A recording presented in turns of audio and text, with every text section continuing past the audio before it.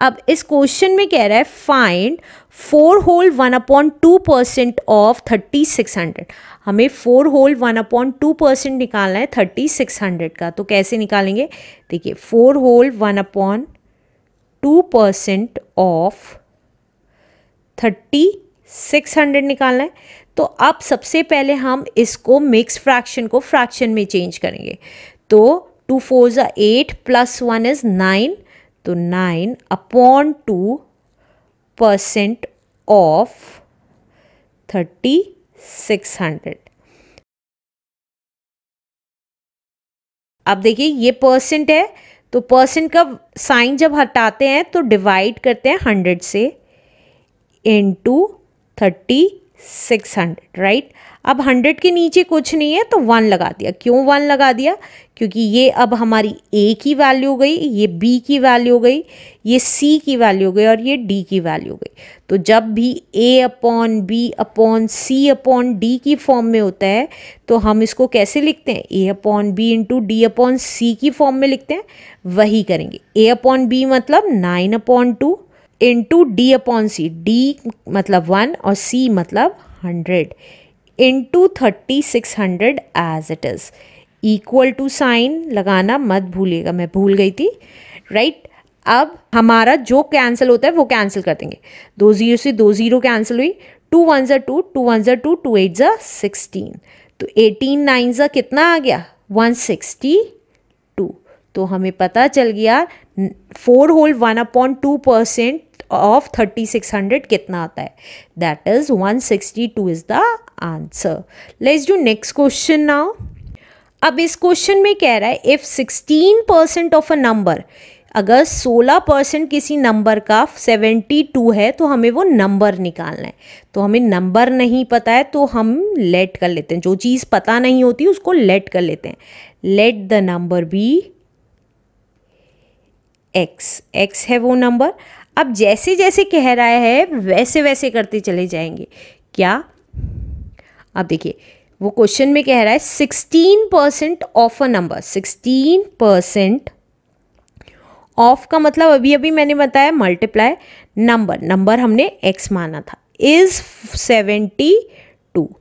फिर से बता रही हूँ 16% of a number is 72। Number हमने x माना था। अब परसेंटेज का साइन हटाएंगे तो 16/100 हो जाएगा इंटू x इक्वल्स टू 72। अब x अपनी जगह रहा, 72 अपनी जगह रहा। अब 100 जो डिवाइड में था इधर आके मल्टीप्लाई में आ गया और 16 जो मल्टीप्लाई में था वो डिवाइड में आ गया। अब आगे सॉल्व कर लेते हैं। तो देखिए जो कैंसिल होता है उसको कैंसिल कर देंगे। 8 2 ज़ा 16, 8 9 ज़ा 72, 2 1 ज़ा 2, 2 5 ज़ा 10 एंड 0। तो हमारे x की वैल्यू कितनी आ गई? 9 5 ज़ा 45 और 0। तो हमें पता चल गया hence the number is 450 is the answer. Let's do next question now. अब इस क्वेश्चन में कह रहा है a man saves 18% of his monthly income. एक मैन है जो 18% अपनी इनकम का हर महीने सेव करता है।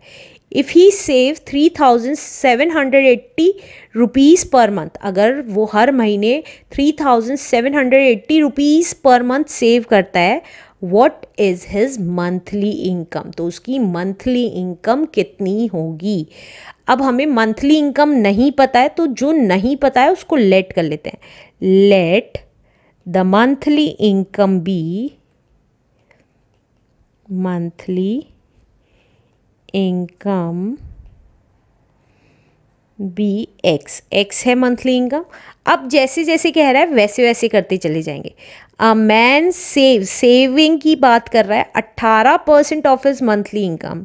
तो 18% of monthly income. Monthly income हमने एक्स मान ली। इफ़ ही सेव्स, तो 18% जो सेव करता है वो कितना करता है?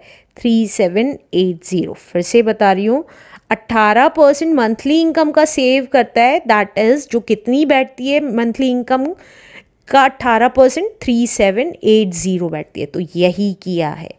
आप सॉल्व कर लेंगे, 18% का साइन हटाया तो अपॉन 100 लग गया, ऑफ का मतलब मल्टीप्लाई x इक्वल्स टू 3780। अब x अपनी जगह रहा, 3780 अपनी जगह रहा। अब जो इधर था डिवाइड में वो इधर आके मल्टीप्लाई का हो गया, और जो 18 मल्टीप्लाई में था वो डिवाइड हो गया में आ गया, राइट। अब कैंसिल कर देंगे, जो कैंसिल होता है 2 9 ज़ा 18, 2 1 ज़ा 2, 2 8 ज़ा 16, 2 9 ज़ा 18 एंड 0, 9 1 ज़ा 9, 9 2 ज़ा 18, 9 1 ज़ा 9 एंड 0।